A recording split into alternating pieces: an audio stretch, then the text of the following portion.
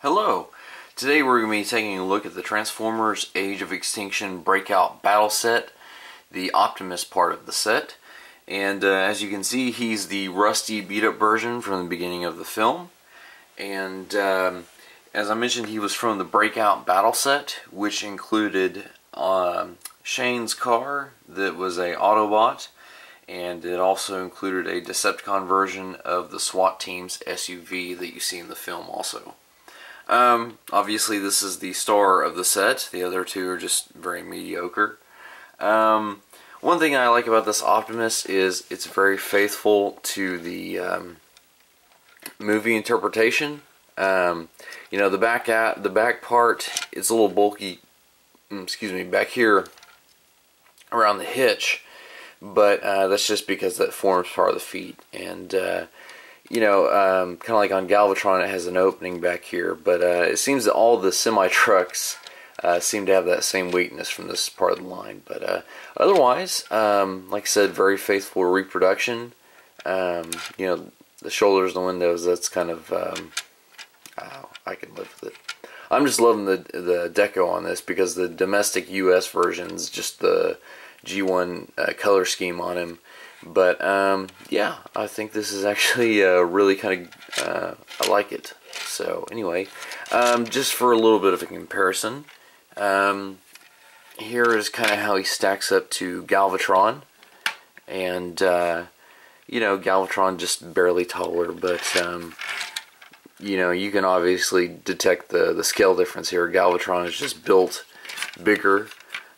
He's longer, and definitely, you know, he can kind of conceal Optimus there. But yeah, I mean, overall, somewhat decent scale with Galvatron. I mean, obviously the front is what gives away how much smaller it is. But I've never seen this Freightliner in real life, so I can't really tell you how big it is compared to a cab over. But for a really kind of standout scale, we'll compare him with Armor Knight Optimus Prime, his later incarnation. And you can't really go off of this. You've got a leader class here, even though he condenses down. This is just a Voyager class. So, you know, really kind of a big deal there, and definitely he can mostly conceal his previous self. But, yeah, I mean, overall, really, even though he's the smallest of these three, he scales in nicely, like I said, with Galvatron. Not so much with his other self, but, you know, whatever. Anyway, so one of the things that Optimus does come with is his gun that's supposed to be, I guess, Megatron's shotgun from the last movie. So, anyway, it just fires, and pretty decent. So, and it can plug in a lot like Galvatron's. The cannon can plug in up here, or it has a couple places on the back, and it has these posts, and I guess, you know, that's so you can attach it like that, or even, you know, it can also attach back here. But anyway, so let's go ahead and get this guy transformed and see how he looks in robot mode.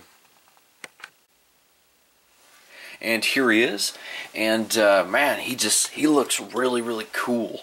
What I'm really loving on this figure is there's a gunmetal gray right here on the legs. You have your little silver highlights here, and some would say that this looks a lot like the gunmetal gray. It's obviously a little bit lighter, but it's really looking cool in person. I am loving the insignia on his chest. It's really cool. You know, and then obviously they're keeping with the same motif, you know, keeping the rusty parts all in where it's beige and everything. His gun follows along the same lines as the gunmetal gray on his legs. One thing I really liked about this figure is the head sculpt. Now, it is different from the Armor Knight Optimus Prime. You see, there's his. So, let me see if we can get these guys together in the same shot.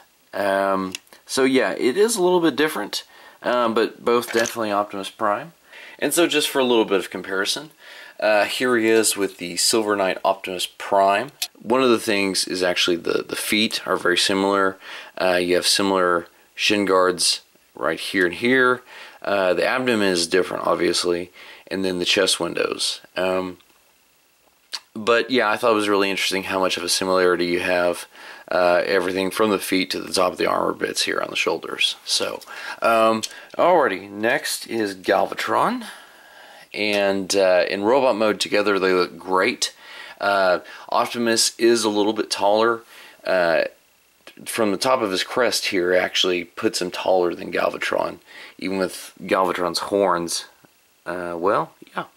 And then obviously the antenna and the shoulder bits, just, you know.